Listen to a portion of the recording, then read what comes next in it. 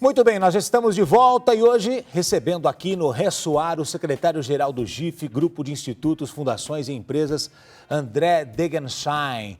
A organização conta com 132 associados que juntos investem mais de 2 bilhões de reais, 2 bilhões e 400 milhões de reais por ano na área social brasileira. André, seja bem-vindo, obrigado pela presença aqui no programa Ressoar, tudo bem? Muito obrigado, agradeço o convite. O Ressoar quer fortalecer o debate sobre a cultura de doação e outros temas estratégicos que envolvem investimento social privado para a realização de projetos sociais. Eu queria que você contasse primeiro para o pessoal que está assistindo a gente, conta como é que surgiu o GIF, quem está envolvido nesse projeto. Bom, o GIF surgiu há 20 anos, exatamente 20 anos, em 1995, para ser um espaço de apoio para organizações privadas que investem em projetos socioambientais. Então, no Brasil, na década de 90, esse campo estava se desenvolvendo muito rápido. Muitas organizações estavam ampliando as suas contribuições voluntárias. Então, fundações empresariais, fundações independentes, que se juntavam para aprender umas com as outras, para trocar experiências e fazer com que esse aporte que elas faziam em áreas sociais, áreas de interesse público, fosse melhor. Então, o GIF é a associação que reúne essas entidades, algumas grandes entidades, outras menores, distribuídas no Brasil inteiro, que trabalham para a construção do bem comum, em áreas como educação, saúde, meio ambiente, juventude, muitas delas trabalhando em educação, porque identificam que essa é uma área que a contribuição dessas organizações pode ser muito importante. Agora, André, qual é a missão, como funciona e quem pode participar do GIF? Participam do GIF organizações privadas, que são associações sem fins lucrativos, fundações e empresas, que investem nessas áreas de interesse público. Então participam organizações que têm projetos, que apoiam organizações, que realizam ações em benefício da sociedade. Então essas são as organizações que estão no GIF. Elas estabelecem relação muitas vezes com governos, né, com as políticas públicas, com tudo que o governo faz em termos de investimentos na área social e com organizações da sociedade civil, apoiando essas organizações. Então, de alguma maneira, o GIF trabalha com a ponta, né, da sociedade civil que tem recursos, que vem da sua empresa mantenedora, vem às vezes de uma família mantenedora ou de fontes diversas, mas que apoiam organizações que fazem trabalhos sociais. O GIF, a gente sabe que vocês estão antenados com as redes sociais, com a internet. O GIF tem um canal no YouTube que promove debates online, gratuitos. Explica pra gente como é que funciona, que tipo de prestação de serviço vocês oferecem para quem não é associado. Então, o conjunto das atividades do GIF está voltado aos seus associados para criar esses espaços, mas toda a geração de conhecimento, de debates e reflexão, elas são disponíveis para o público em geral. Isso está no site do GIF, está no canal do YouTube. A gente produziu recentemente um documentário que conta a história do GIF, articulada ao desenvolvimento da sociedade civil no Brasil nos últimos 20, 30 anos. Então é um filme que está nesse canal do YouTube e é um filme que ajuda a gente a entender quais foram os marcos importantes para construir a sociedade que a gente tem hoje, esse conjunto de organizações, figuras que foram importantes ao longo desse tempo, então Betinho, Ruth Cardoso, Zilda Arnes, figuras que ajudaram a construir todo esse ambiente de organizações que trabalham pelo interesse público. No meio deste mês, o IBGE divulgou o aumento do desemprego. Vamos falar sobre isso agora. Vocês oferecem oportunidades de trabalho no site do GIF. Queria que você falasse para a gente sobre essa rede de empregadores que envolve a responsabilidade social de empresas e ONGs. Como é que funciona? Pelo lugar que o GIF está localizado, ou seja, ele está entre esse campo mais empresarial, a sociedade civil, organizações, ele é um espaço de encontro, é um espaço de confluência entre organizações diferentes. Então o GIF começou a se beneficiar do lugar onde ele está situado para ajudar pessoas que estão buscando oportunidade de trabalho em organizações da sociedade civil e essas organizações que estão buscando pessoas. E a gente vê nos últimos anos que tem uma intensificação de procura por lugares, por espaços de trabalho que conectem a causa, uma realização pessoal, com a possibilidade de obter uma renda e viver disso. Então, não mais pensar no trabalho como aquele lugar onde a gente só ganha o dinheiro e depois faz o que você quer em outro lugar, mas espaços em que essas coisas podem estar mais articuladas. Então foi nesse intuito que o GIF também começou a oferecer uma plataforma que propicia esse tipo de encontro. André, por que é importante investir na área social? Como é que vocês convencem o empresário a investir, os familiares deste empresário? Às vezes é uma grande empresa, mas uma empresa familiar. Como é que vocês convencem o empresário? Como é que vocês explicam para ele a importância de investir em projetos sociais? Então, a primeira coisa é que não é só papel do Estado contribuir para as questões sociais. A sociedade também tem suas formas de se organizar para lidar com os problemas que a gente tem em diversas áreas. Hoje, não se espera apenas de uma empresa que ela pague seus impostos, que ela empregue pessoas, mas que ela tenha de fato uma contribuição para a sociedade, que ela entregue um valor além daquele que é traduzido no pagamento de seus impostos. Então, em cima dessa noção que o GIF trabalha, conjunto de outras organizações, para ampliar a contribuição que as empresas privadas têm para as questões de interesse público, muitas vezes ligadas às áreas que elas atuam, aos negócios, ao seu campo de atuação, às vezes numa lógica filantrópica, ou seja, de criar organizações que façam contribuições específicas para lidar com problemas sociais estruturais. Agora, você falou aí que é importante, não é papel só do Estado, mas é também papel das empresas. E eu queria que você explicasse para o pessoal que está em casa assistindo a gente o que é a Força Tarefa Brasileira de Finanças Sociais. Vamos lá. Essa força-tarefa está conectada a um movimento global. Em muitos outros países se criaram forças-tarefas como essa. Basicamente, a ideia da força-tarefa é possível se criar negócios, ou seja, instituições que usam modelos de negócio para resolver problemas sociais. Negócios que não visam apenas distribuição de lucro para os seus acionistas, mas que colocam junto com a distribuição de lucro a ideia de gerar algum tipo de impacto social.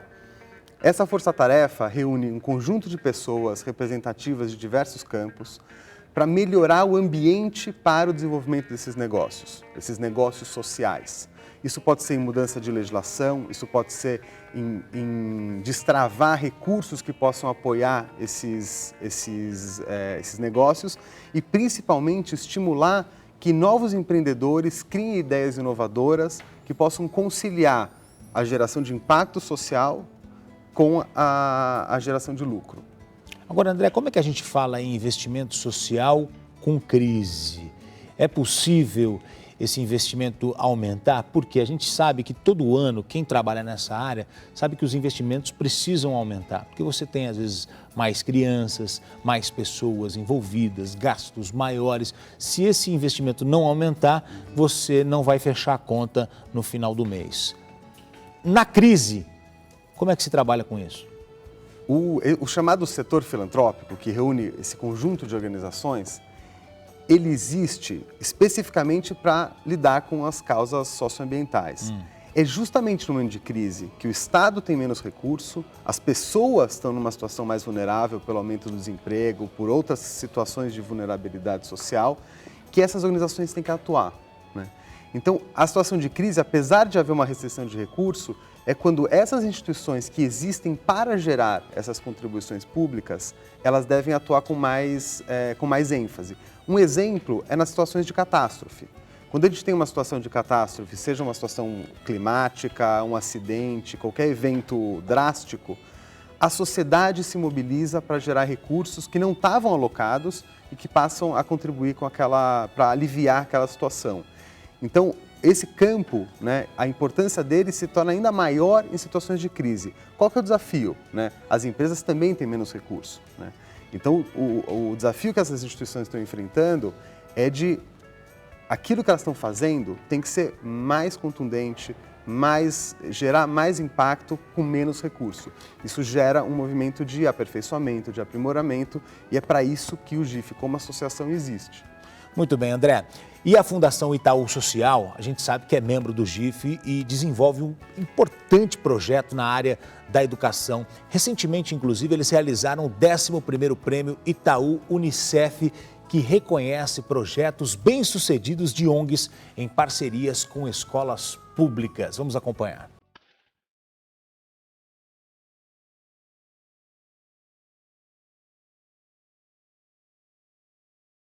A Fundação Itaú Social é o braço do investimento social do Banco Itaú, ou seja, é a parte da organização responsável por cumprir a missão, no caso mais específica, de colaborar com a melhoria da educação pública brasileira. Para a Fundação Itaú Social foi muito importante fazer parte do GIF, porque nós entendemos que, por mais que haja uma grande diversidade entre institutos e fundações do setor privado, e uma diversidade que é importante ser mantida e valorizada, é muito importante também que a gente possa ter espaços de construção, de debate, de identificação de sinergias, de aprendizados comuns referentes à questão do investimento social privado, ao fortalecimento interno nosso e a nossa capacidade de interlocução com a agenda pública também. Então, fazendo parte desse grupo, nós somos todos mais fortes sem perdermos nossas especificidades.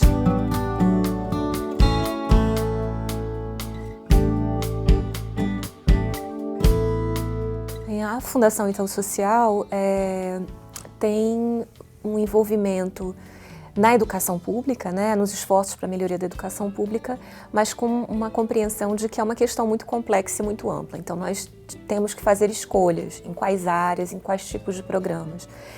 Nós sempre trabalhamos em parceria com o setor público e com organizações da sociedade civil, em algumas áreas que nós identificamos como aquelas em que a gente pode fazer uma contribuição maior. Uma delas é na área de educação integral. Então, seja na assessoria em políticas de educação integral, com secretarias, prefeituras, governos estaduais, mas também na área de formação, formação de educadores, de organizações sociais, que realizam a oferta de educação integral, assim como pesquisas e produção de conteúdo. E, finalmente, a gente tem um bloco mais recente de atuação que é na área de relação família-escola, entendendo que a família também é um agente fundamental nesse esforço para a melhoria da educação.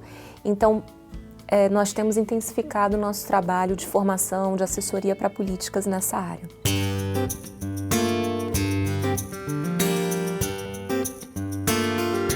O Prêmio Itaú Unicef é um bom exemplo de um tipo de programa que a Fundação desenvolve. É um programa que vai sempre se renovando porque acompanha os debates e as questões em volta da educação integral.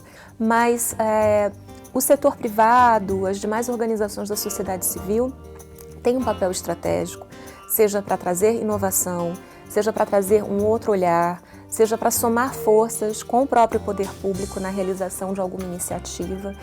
Ou seja, é um ganha-ganha, porque as empresas também vão ser melhores empresas se puderem estar num país com desenvolvimento mais sustentável e com uma justiça social efetiva. E ganham as crianças, adolescentes e as próximas gerações, sem falar em nós que estamos aí fazendo parte dessa construção de um país melhor.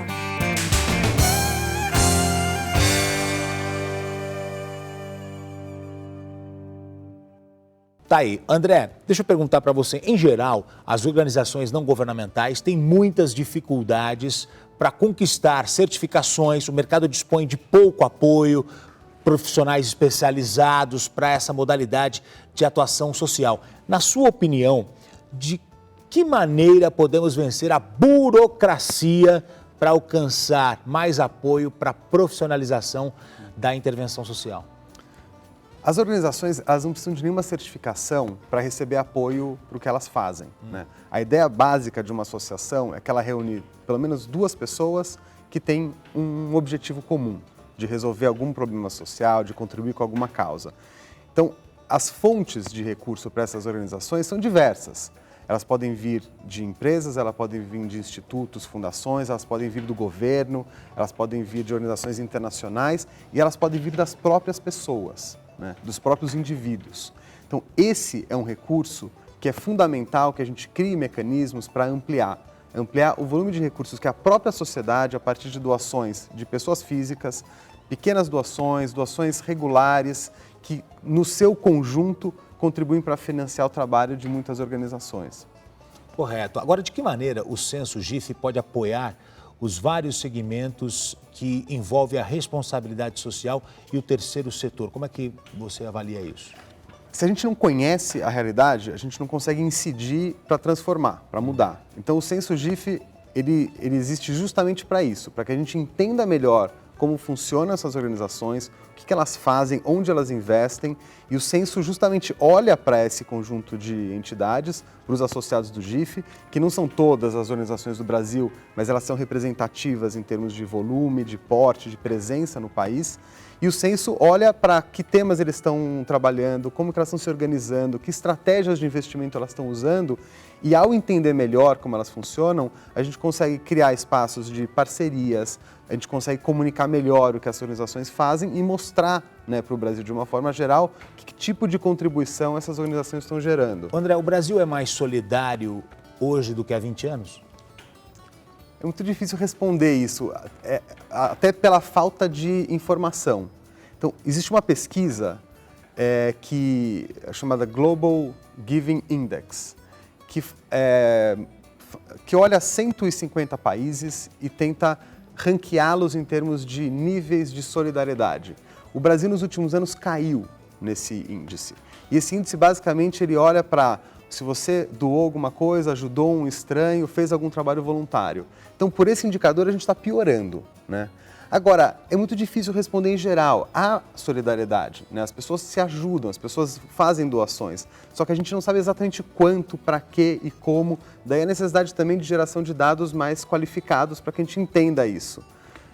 A gente tem, talvez, no Brasil, muita solidariedade e doação num nível comunitário, que muitas vezes é difícil de capturar com alguma pesquisa ou com o senso comum, mas que precisa ser considerado quando a gente olha para isso. Será que a falta até de infraestrutura do país também prejudica isso? Porque, por exemplo, a gente pega o caso de Mariana agora, e na minha comunidade, com os meus amigos, muita gente querendo colaborar, querendo contribuir de alguma maneira, e às vezes você não tem isso por perto, ou às vezes você tem e o pessoal fica com todo aquele material parado, porque não tem a logística para levar esse material para tantos e tantos quilômetros de distância. Isso também influencia, né, diferente de outros países que você tem uma logística mais complexa e mais tranquila. Acho que tem duas coisas que são importantes. Uma você precisa ter uma cultura instalada, ou seja, que você pode ajudar, você tem o que fazer para ajudar pessoas, organizações que precisam. Agora, você precisa ter um conjunto de mecanismos que possibilitem a doação. Então, se você quer doar e não sabe para quem, isso é um problema. Se você quer doar e a organização que você vai doar, você não confia ou você não sabe onde ela está, isso também é um dificultador. Agora, nos últimos anos, a gente tem visto novos mecanismos que apoiam isso. Então, todos os mecanismos de crowdfunding, as organizações da sociedade civil, as ONGs, elas estão cada vez mais criando canais para receber doações de pessoas. Então, isso vem melhorando de fato. E isso é refletido na capacidade de arrecadação de recursos em situações como essa que você cita de Mariana. Agora, o Congresso já tem data, o Congresso GIF já tem data para acontecer em 2016. De que forma que esse Congresso pode contribuir para ampliar o debate sobre o investimento social privado no Brasil? A gente, de certa forma, já está fazendo isso aqui no programa, mas nesse Congresso, a importância de discutir esse assunto. Então, o Congresso é o nosso grande encontro, né? É um encontro que a gente faz a cada 2 anos, que reúne uma grande amostra dessas organizações que a gente está falando. Então, é onde todos os associados do GIF se encontram, outras organizações se reúnem, a gente faz isso a cada 2 anos, para um público de mais de 1.000 pessoas, que vai sentar junto e discutir como ampliar, como melhorar esse trabalho e ampliar essa contribuição social desse conjunto de organizações. Nesse congresso também é o momento da gente tratar das questões políticas que estão afetando esse nosso trabalho, de apresentar iniciativas novas que o GIF vem desenvolvendo, como é o caso do Fundo BIS, quando a gente falava das doações, o GIF está criando, junto com um conjunto de organizações, um fundo que vai arrecadar contribuições dessas organizações, desses institutos, fundações. A nossa provocação é que eles possam dedicar 1% do seu orçamento para um fundo que ajude a melhorar esse ambiente das doações, que faça com que a gente tenha mais recursos da sociedade para lidar com os problemas sociais. Então, o Congresso é esse espaço onde essas coisas ganham visibilidade e as pessoas se reúnem para refletir sobre esses problemas sociais do país. André, trabalhando com tantas empresas, com tantas instituições e sempre com o objetivo final de ajudar o próximo, você já deve ter ouvido muitas histórias que tenham tido um final surpreendente, um final diferente daquele que estava programado por conta dessas colaborações, por conta dessas ajudas. Eu acho que isso que é gratificante, né? Não sei se você lembra alguma história, mas a gente sempre ouve, né? Olha, aquela pessoa chegou a tal lugar por conta de um projeto. Outro dia eu contei aqui a história do Davi Albino, que estava guardando o carro na rua, uma pessoa chegou, levou num projeto social, o menino entrou para comer um lanche porque estava com fome, virou atleta, virou medalhista pan-americano, vai representar o Brasil na luta greco-romana o ano que vem, aqui do Capão Redondo, na zona sul de São Paulo. Quer dizer, eu acho que isso que é gratificante, né? Você ouvir essas histórias, sabendo, olha, todo esse trabalho que a gente faz, o objetivo final é ajudar o próximo. Não, e a gente vê assim, às vezes a gente fala muito do recurso, né? Como fazer chegar, mas a gente vê que às vezes, você citou há pouco tempo o Prêmio Itaú Unicef, que justamente identifica organizações que trabalham em lugares completamente adversos, em contextos difíceis, improváveis, e fazem um trabalho mobilizando o recurso que existe naquele lugar, e às vezes a gente acha que recurso é só dinheiro, né? Mas tem muitos outros tipos de recurso, que com muito pouco dinheiro